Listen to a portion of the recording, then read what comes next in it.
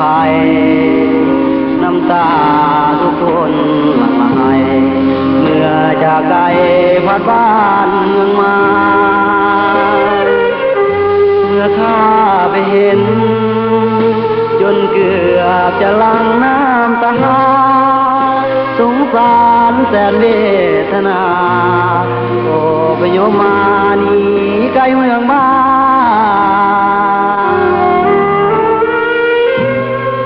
เห็นใจสาวพยมลมนี้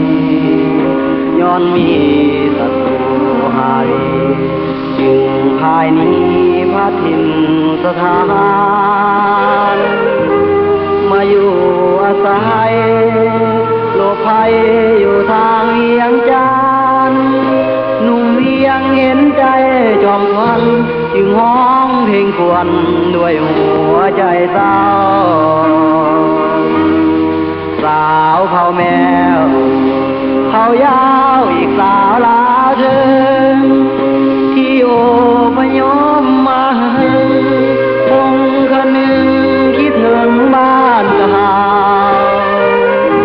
มาอยู่อย่างพี่ก็เหมือนบ้านเกิดพวกเราพี่น้องอย่าได้งอยเหงาอย่าโศกเศร้าเสียใจ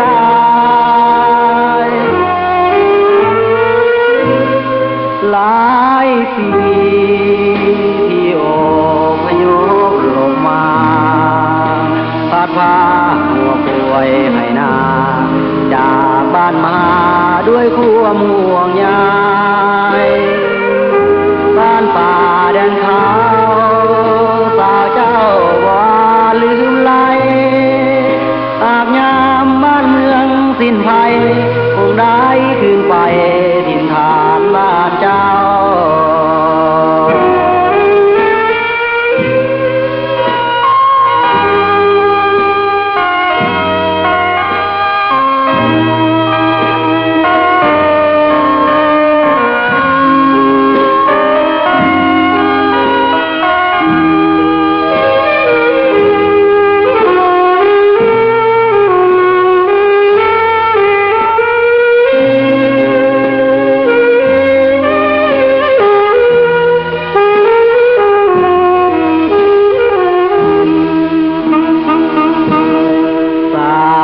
แม